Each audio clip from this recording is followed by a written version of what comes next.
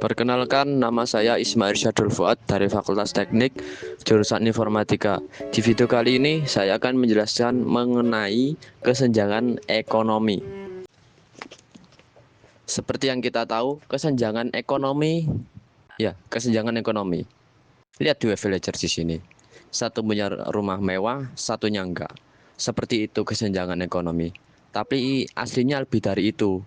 Mari kita lihat perbandingannya. Tapi dari dua aspek yang disebutkan, aslinya mah lebih dari itu dan agak kompleks. Terdapat beberapa faktor yang mempengaruhi. Salah satunya korupsi, kebijakan tidak merata, sistem distribusi tidak stabil. Setelah kita mengetahui faktor-faktornya dengan jelas, ya, langkah selanjutnya mencari solusi. Tapi terkadang ketika kita sudah mencari solusi, bukannya malah beres, kadang tambah parah. Kok bisa ya? Karena emang sistemnya aja yang bobrok. Tapi tenang, kita bisa rombak sistemnya kok. Meski agak tryhard ya. Tapi sebelum melangkah ke solusi, kalian tahu nggak apa dampak dari kesenjangan ekonomi ini? Sini aku jelasin. Di salah satunya itu ada jalanan macet ya. Penyebabnya karena area padat. Beda dengan area elit yang biasanya arus jalan rayanya itu B aja, nggak terlalu macet juga nggak terlalu sepi amat. Intinya lancar lah. Soalnya yang satunya itu nyantuy, yang satu lagi itu agak buru-buru. Ya itulah perbandingan dari kesenjangan ekonomi. Salah satunya lagi itu ada biaya hidup mahal. Andai kata ekonomi lagi gak membaik, orang miskin jelas yang paling berdampak. Sementara orang kaya, ya biasa aja sih. Orang duit mereka banyak kok. Oke, kita lanjut ke solusi. Solusinya gampang sih sebenarnya, yaitu buka proyek.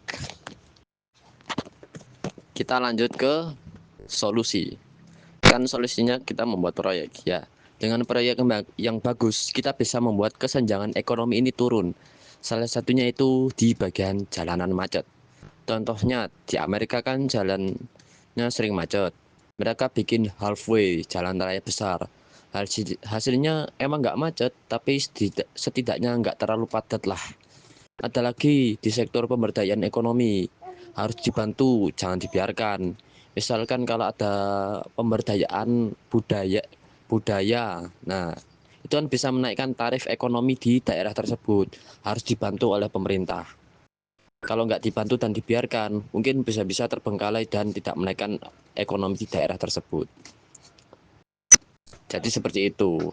Meskipun contohnya sebenarnya ada banyak sih, tapi anggap aja seperti itulah. Kita lanjut ke kesimpulan. Jadi, kesimpulannya, kesenjangan ekonomi itu bukan soal angka, tapi ribuan atau jutaan orang yang mencoba bertahan hidup di dunia. Tapi negaranya malah ngasih siksaan. Udah gaji kecil, malah kena potongan KPR, BPJS, dan lain-lain. Setidaknya untuk diri sendirilah. Tapi kalau nggak mencukupi, ya kerja keras lagi. Tapi dengan komite perubahan, maka semuanya bisa tercapai kok. Sekian dari saya. Salam. Adios.